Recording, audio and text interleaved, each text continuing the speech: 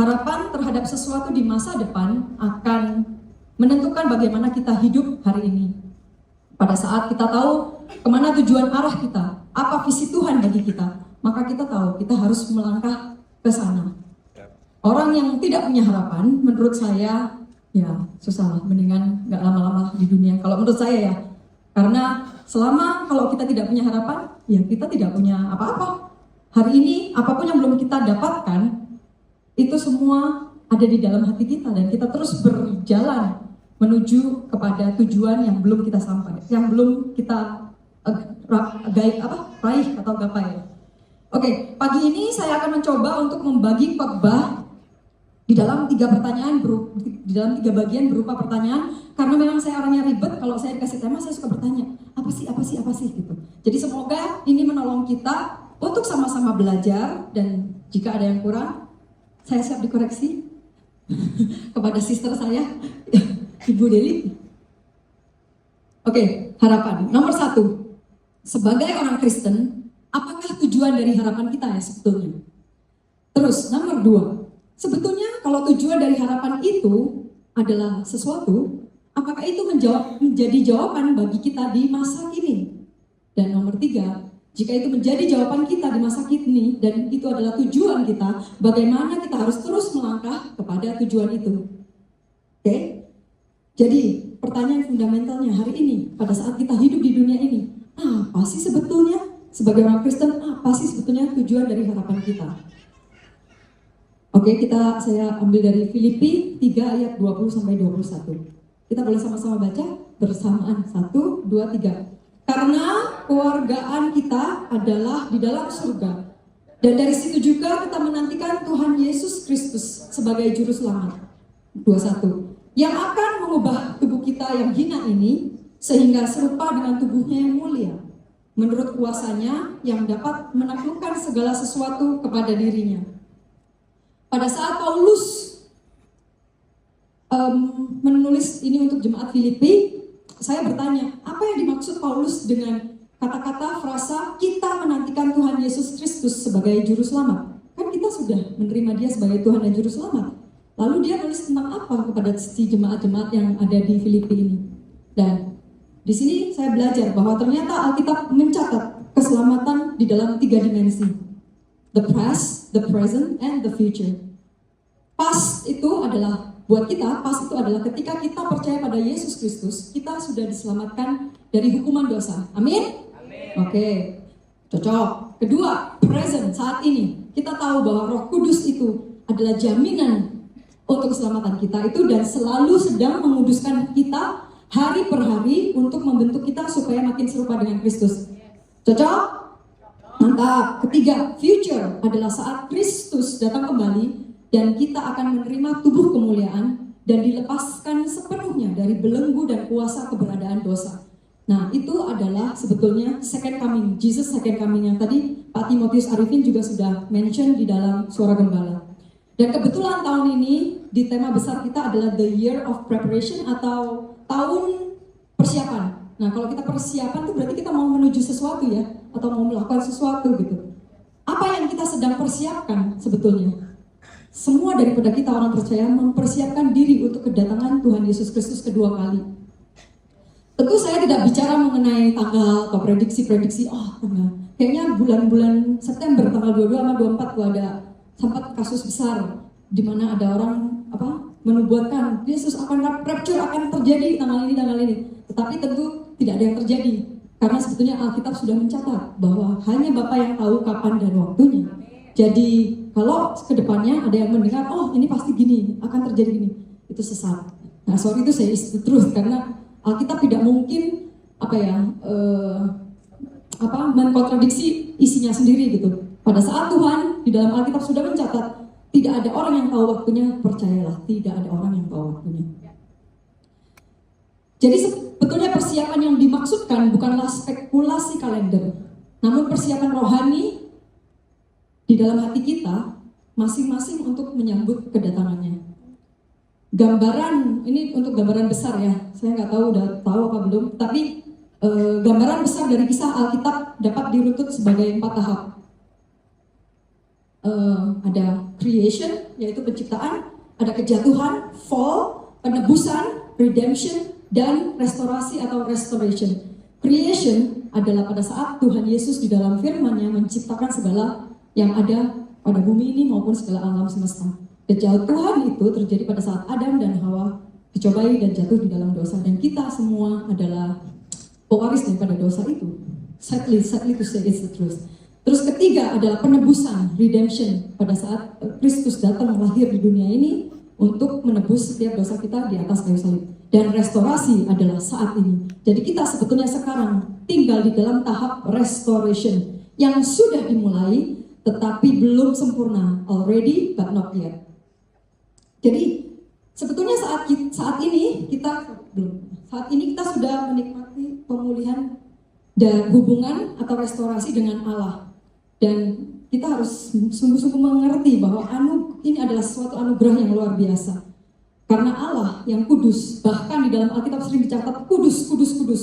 Orang Yunani orang Yahudi kalau mencatat kudus, kudus, kudus sampai 3 kali, itu artinya ada penekanan, ada highlight di dalam karakter dan natur Allah.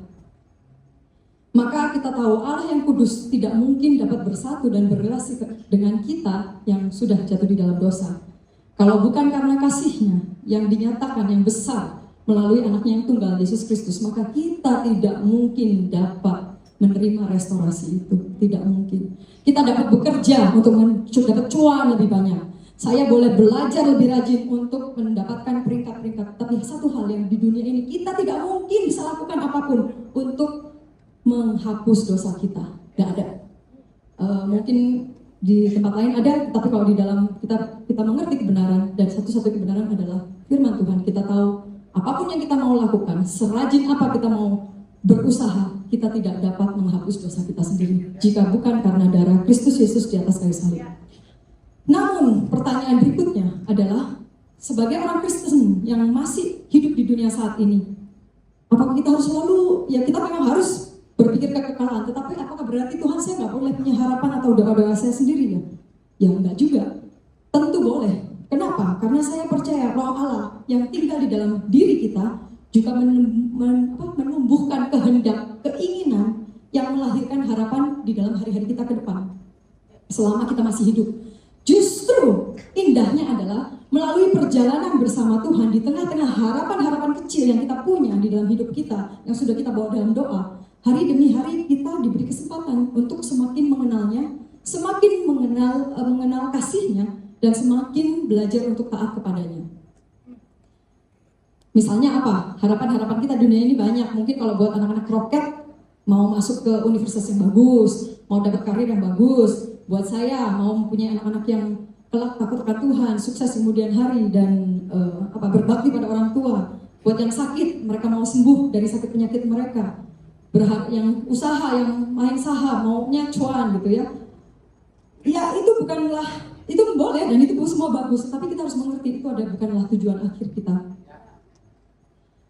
Keberhasilan atau ketidakberhasilan dari segala harapan kita saat ini di bawah kolong langit adalah cara Tuhan untuk menyatakan siapa dirinya dari dalam hidup kita. Jadi kalau buat saya, segala event di dalam hidup kita itu sebetulnya kayak tanda panah. Tanda panah, kalau kita mau pergi ke Cipanas ya, tanda panahnya kan di situ. Tanda panahnya nggak mungkin ada di Cipanas, pasti tanda panahnya di Cianjur. Jadi segala event di dalam hidup kita itu adalah tanda panah, itu bukan tujuan. Tapi itu hanya satu tanda panah menuju destinasi yang real, yaitu Kristus Yesus sendiri. Oke, nggak kelihatan ya. Eugene Peterson di dalam quote-nya pernah bilang bahwa we cannot use God to get what we want. God is not a means to an end. He is the end. Jadi kita tidak dapat menggunakan Allah untuk mendapatkan apa yang kita inginkan. Allah bukanlah alat untuk mencapai tujuan. Dia adalah tujuannya itu sendiri. Kalau begitu, pertanyaan berikutnya yang relevan yang kita mau pertanyakan adalah, jika pengharapan kita adalah kekekalan, jika pengharapan kita adalah Kristus Yesus, yang kita lihat gitu ya, cuma kita bisa rasakan di dalam hati kita. Apakah tujuan dari harapan itu menjadi jawaban untuk kita di masa kini? Nah, kita harus tahu pada saat the second coming of Christ, Yesus datang kedua kali, akan ada juga namanya penghakiman. di mana Ia akan menyatakan kemuliaannya yang seutuhnya pada saat itu. Dan kita boleh mempunyai harapan bahwa segala ketaatan kita tidak pernah sia-sia. Dan setiap ketidakadilan yang kita alami tidak akan dibiarkan tanpa jawaban. Alkitab mengatakan bahwa Tuhan melihat setiap langkah iman, setiap pengorbanan, setiap tindakan kebenaran, sekecil apapun.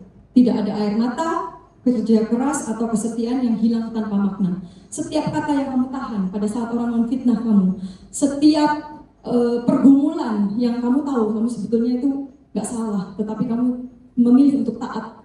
Sebab hidup ini bukan tentang kamu. Percayalah, itu semua dipertanggungjawabkan oleh Allah Yesus sendiri. Apakah tujuan dari harapan itu menjadi jawaban untuk kita di masa kini? Saya ambil ayatnya dari 2 Tesalonika 1 ayat 6 sampai 7. Yuk kita sama-sama bantu saya sama-sama baca biar rame gitu ya.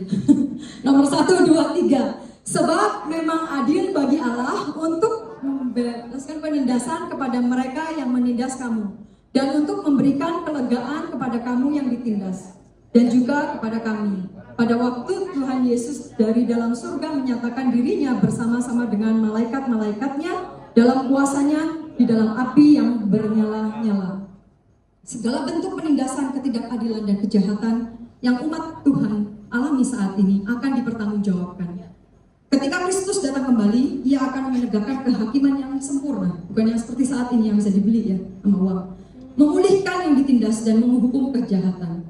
Ini memberi penghiburan bagi orang-orang percaya yang sungguh-sungguh menunggu akan kedatangan Kristus, bahwa Tuhan tidak pernah menutup mata terhadap penderitaan kita, dan Ia akan membela umatnya di saat waktunya itu tiba.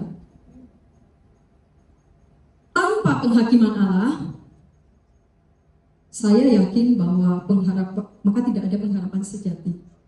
Tanpa ada kekekalan, maka makna dari hidup kita ini nggak ada. Seperti yang Salomo katakan di kitab Pengkhotbah, semua yang ada di bawah kolong langit sia-sia. Maka kita semua jika kita semua hanya berakhir di bawah kolong langit, jika segala sesuatu yang kita jalani hari-hari ini cuman berakhir di bawah kolong langit, itu tentu saja sia-sia. Namun bagi kita, orang percaya, ada pengharapan yang pasti dan yang berarti. Sebab kehidupan kita tidak berakhir di sini, namun ada kekekalan yang pasti yang sedang kita nanti-nantikan, dan itu membawa sukacita bagi kita yang hari ini mungkin bergumul di dalam membela iman kita, di dalam berjalan dalam kebenaran Tuhan, kebenaran firman ya, karena kadang-kadang ada hal-hal tertentu. Oleh karena kita mau menghidupi kebenaran, maka kita tidak bisa kompromi, dan itu Tuhan pertanggungjawabkan semuanya.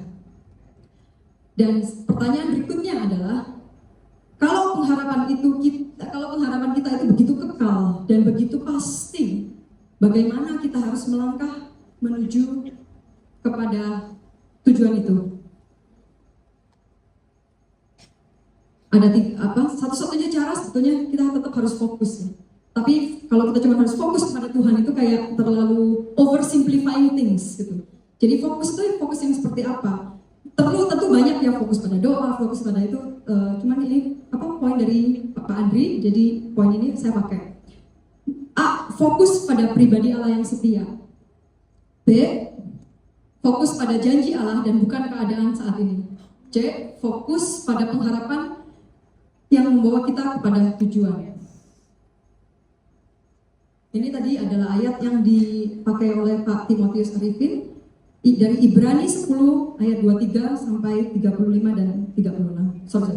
Ibrani 10 ayat 23, 35 sampai 36. Marilah kita teguh berpegang pada pengakuan tentang pengharapan kita, sebab Ia menjanjikannya setia. Sebab itu janganlah kamu melepaskan kepercayaanmu, karena besar upah yang menantinya.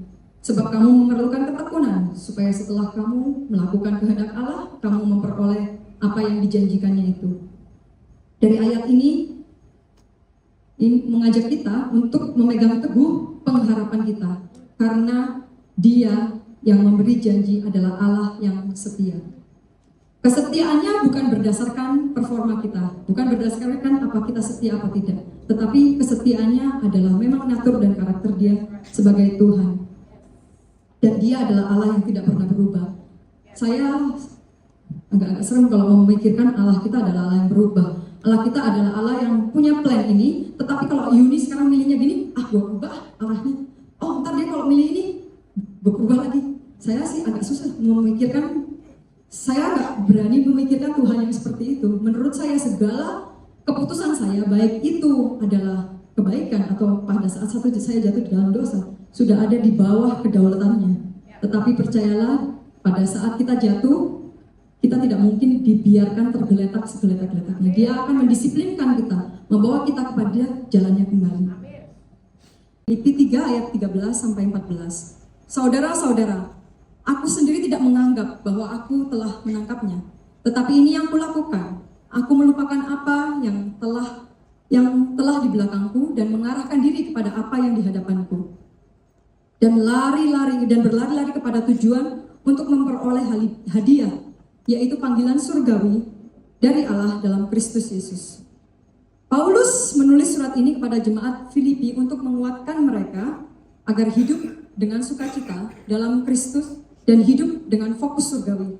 Untuk tidak melihat ke belakang dan membanggakan pencapaian agamawi mereka, karena orang Yahudi kita tahu mereka punya banyak ritual ya, kayak mesti disunat lah, mesti menghafalkan Taurat lah gitu-gitu. Sehingga Paulus tuh mengingatkan mereka untuk tidak membanggakan diri mereka, oh gue itu udah gini, gue itu udah gini. Tidak. Tapi Paulus ingin memfokuskan, mengarahkan pandangan mereka kepada apa yang ada di depan, yaitu panggilan surgawi dalam Kristus Yesus. Dan jika kita terus membaca sampai selanjutnya sampai ayat 21, maka jelas sekali Paulus sedang berbicara tentang berlari pada satu tujuan. Dan tujuan ini bukanlah satu peristiwa dan bukan juga satu hasil akhir. Tetapi tujuan utamanya adalah seorang pribadi. Dan seorang pribadi itu adalah Kristus Yesus itu sendiri. Jadi pertanyaannya, lah kan tujuan terakhirnya udah Kristus Yesus ya. Kristus Yesus kan udah ada di dalam hati kita. Jadi kita udah mengenal Kristus nih. Apakah berarti kita udah sampai pada tujuan akhir? Apakah kita apakah kita tinggal menunggu tanpa melakukan apapun? Ya enggak juga. Karena pengenalan kita itu sebenarnya tentang Tuhan masih sedikit. Tuhan itu begitu besar dan pengenalan kita masih segini, nggak ada apa-apanya dengan apa yang Dia bisa kasihkan kepada kita untuk kita kenali tentang Dia. Paulus memakai gambaran seorang pelari dalam perlombaan. Seorang pelari tidak berhenti di tengah jalan dan berkata, aku sudah cukup dekat dengan garis akhir. Tidak, dia terus berlari, dia terus mengejar, dia tidak menoleh ke belakang.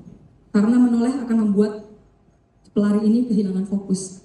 Nah begitulah kita, kadang-kadang kita pasti selari, terus kita diingatkan ya, mungkin ada oleh si jahat, kamu nggak layak, lu bisa apa sih? Kita jangan lihat tuh ke belakang, tetapi kita fokus ke depan, bahwa Tuhan sudah menjanjikan dan Dia yang menjanjikan itu setia. Dan apapun keadaan kita hari ini, mungkin situasi keluarga kita belum dipulihkan, mungkin hubungan kita belum direstorasi, tapi percayalah bahwa Ia yang setia, Ia yang tetap menolong dan menuntun kita, akan terus memberi kita kekuatan untuk kita sampai kepada tujuan itu. Demikian juga hidup Kristen. Kita sudah mengenal Kristus, tetapi kita belum selesai. Kita sedang masih di dalam perjalanan yang panjang.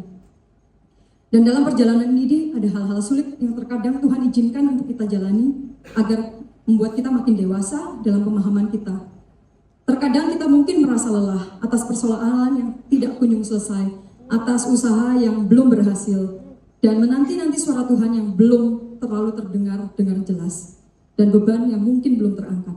Tetapi janganlah pengharapan kita sirna di tengah jalan, sebab tanpa pengharapan mudah sekali kita gugur di tengah jalan. Ingatlah, segala sesuatu di bawah kolong langit ada masanya. Persoalan yang sedang kita jalani saat ini pun ada masanya, dan akan ada waktunya itu semua berlalu. Bertahanlah dengan mata yang selalu tertuju kepada pengharapan surgawi yang kekal. Kalau kita kadang-kadang punya anak kecil, kita dulu mikir mungkin buat anak mama-mama di sini yang masih punya anak kecil, udah sakit pinggang nih, wah, anak gue lari-lari terus nih, gue sakit pinggang udah, besok gue gak ada tenaga lagi nih ngurusin dia. Tetapi kalau dilihat sekarang ini, saya dulu mungkin ngerasa gitu, tapi hari ini saya lihat, oh iya ya, hari-hari itu udah lewat tuh. Nah begitu pula misalnya, waduh, dulu mungkin waktu merintis usaha, waduh ini usaha, satu hari customernya cuma 2, cuma 3. Toh hari ini kalau kamu lihat, kelewat juga ya sampai hari ini. Nah di dalam itu semua refleksikan kembali bahwa itu ada tangan Tuhan yang terus bekerja. Namun jika misalnya apa yang kita harapkan belum sampai terjadi, belum sampai terjadi kenyataan, tetap berharaplah ke depan bahwa Tuhan tidak mungkin sudah memanggil kita masuk ke dalam janjinya dan tidak memberi kita apa-apa. Kalaupun dia tidak memberi kita berkat yang berupa materi, tetapi percayalah berkat yang terbesar adalah pada saat kita berjumpa dengannya di dalam titik-titik kerendahan kita itu. Saat kita lelah dan lemah, ini adalah satu poin yang menurut saya, kalau saya ingat ini, saya selalu tersentuh dengan kasih Tuhan. Saat kita lelah dan lemah, kembali ingat bahwa Ia adalah Allah yang mengambil inisiatif kepada umatnya. Ia yang memanggil Abraham. Ia yang mendatangi Musa terlebih dahulu di semak belantara. Di semak-semak itu ya. Dan dia juga, kalau saya renungkan ini, dia sebetulnya juga yang mempunyai inisiasi untuk tinggal bersama-sama dengan umatnya, melewati Musa pada saat ia menginginkan Musa membangun tabernakel. Itu adalah sangat amat powerful buat saya bahwa Ia adalah Allah yang ingin tinggal bersama-sama dengan umatnya. Bahkan Ia juga adalah Allah yang mengambil inisiatif untuk menyelamatkan kita semua. Saat saya menyadari bahwa Ia adalah yang seperti itu, hati saya selalu tersentuh oleh kasih dan kemurahannya. Sehingga itu memberi saya kekuatan dan kemauan untuk hidup bagi Dia. Tetapi memang dunia ini berbicara yang lain. Segala persoalan kadang-kadang menghimpit kita. Segala informasi dari sosial media yang kelihatannya mengandung kebenaran itu membuat kita ada di tengah-tengah crossroads, apa yang harus kita pilih. Tetapi pada saat itu terjadi, ingatlah kepada salib. Apa arti salib itu? Salib adalah saat Kristus yang dari atas sana, yang seharusnya mempunyai segalanya, turun ke muka bumi ini, mengambil inisiasi menyelamatkan kita semua. Dan ingatlah, keselamatan kita di dalam Kristus itu tidak dapat kita ganti dengan apapun. Pada saat saya ingat bahwa Dia adalah Allah yang menginisiasi, Allah yang ingin bertahta di tengah-tengah umatnya, diam di tengah-tengah umatnya, saya selalu tersentuh oleh Allah yang seperti itu. Dan itu di saat-saat kita mau saat kita jatuh, saat-saat saya jatuh secara pribadi, itu menguatkan saya kembali. Itu kembali membawa saya kepada, ya Tuhan, Engkau layak, aku sebetulnya gak layak. Aku punya hak apa untuk mempertanyakan I deserve this, I deserve that, I should get this, I should get that. I shouldn't get anything. You should get all the glory.